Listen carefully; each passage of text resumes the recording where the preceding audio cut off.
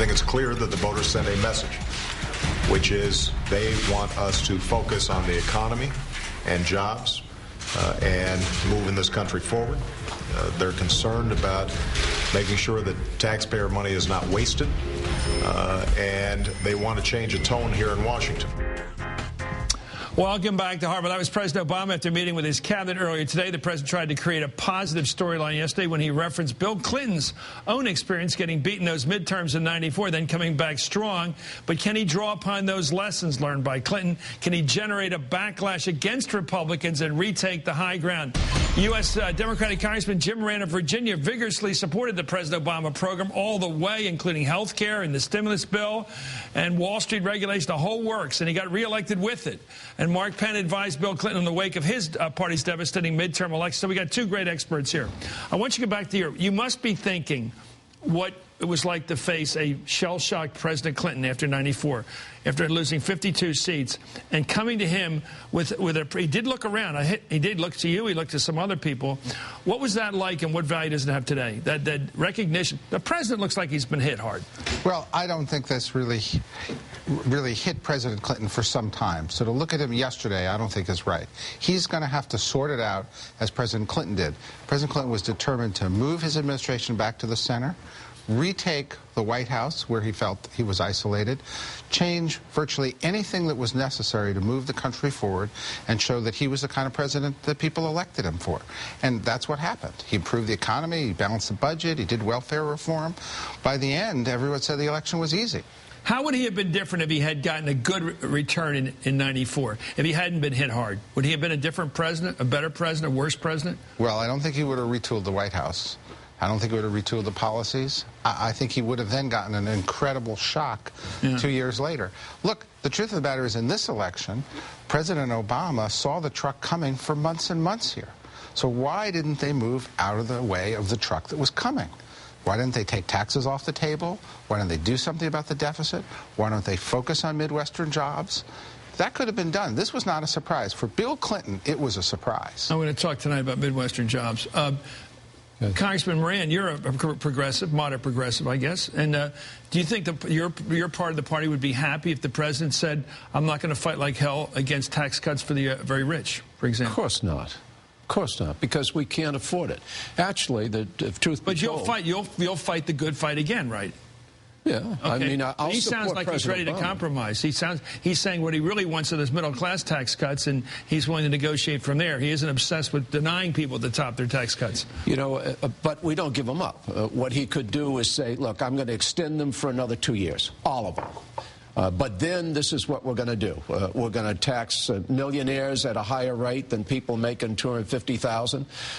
We're going to gradually gain some revenue back. I mean, we're at 15% of GDP. Just to run the government, it takes 20.5%. So we've got to get some revenue back. But I think he also needs to propose more spending cuts. And there are areas that we could do that without compromising our principles. You say a smart move, just to look back a couple of weeks, if he had said what Congressman Moran would not have agreed to as a member of Congress from Virginia, which is we should just give up on fighting this continuation of the Bush tax cuts for the very rich. You said you should have thrown in the towel on that. You're saying he should have said 1 year extension of the tax cuts and then come back with a massive tax reform proposal. I see. Sort of like what Congressman Moran is saying, right? Redo how taxes work. Take a look at the capital versus labor taxes, how it works with wages, you know, that. Take a look, put everything on the table, simplify the thing. But agree to a 1 year extension to get it out of the election. That was a no-brainer. How does he take health care and make it a better sales pitch? He's got health care. It's done, basically. It can be refined. The Republicans were complaining about it being paperwork onerous, and everybody's afraid of that. Obviously, nobody wants to have to hire an accountant for everything. But how could he have made health care a better prize politically for the Democrats? Well, he should have said, look, I know that we have to continue to refine it. I'm going to appoint a panel of experts. He should have done on health care what he did on the deficit and said that report's going to come back, how to do health care phase 2, how to lower costs, how to focus on quality, how to get in all the things that people think are missing from health care. But he didn't budge. He sat on his hands saying the bill was just fine. So he played defense completely. Well, 65% of the people voting opposed the bill. Mark, it sounds like you're ready to say something. I want to see what you say, Congressman.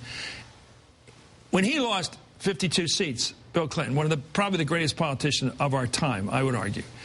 He said, George Stephanopoulos, you're a great guy. I'm not listening to you for a while. You know, Paul Begala, go back to Texas. Carville, nice work. He brought in Dick Morris. He brought in you. He basically said, I get a new team here because this last team is sitting on their laurels. They're still winning the election from last time. I got to win the next election. Would you say it should be that tough this time with his team? Oh, I don't. Shake it up? Look, I can't speak. Well, don't chicken out here. That's what you're saying. Yeah, he's going to have to take a look. He's going to have to take a look at it. But his team has proved adaptive. Would you just swallow those words? He's going to have to take a look at it. Are you saying he needs a cabinet shuffle? He's got no cabinet people speaking out for him. And this is the quietest cabinet I've ever seen in my life. There's nobody out there pitching his. Are they hatch-act all of a sudden? Look, are they not involved in politics? He's going to have to strengthen his economic team. That's clear. Geithner can't sell. Yeah, Christine Romer said we're going down to 8%. She killed him with that. He's got to pull in some more economic firepower. The president himself said it's about the economy. If he can't create jobs, he won't get any votes. Who in this cabinet would you put out to speak for the president, get him and carry Pennsylvania for Sestak? Who could have gone out? All he had was the vice president. Look, he didn't have anybody. Bill Clinton. Cabinets don't really sell things. The president himself has to reconnect with the people. Remember, President Clinton reconnected through Oklahoma, right? And the president right now seems removed. And it wasn't until that speech that he clicked with the American public. Obama needs a similar kind of. You think words will work for President Obama at this point? No. Okay, he's got to get some results. But words will work, I think, if he finds that right moment. Congressman Moran, it comes down to, it seems to me the bottom line is the country gets mad because of unemployment. Who wouldn't be mad? They look around for who to blame. The President of the United States is sitting there. Who's sitting there? The Democratic Congress. Blame them. That explains 3/4 of what happened this week, right?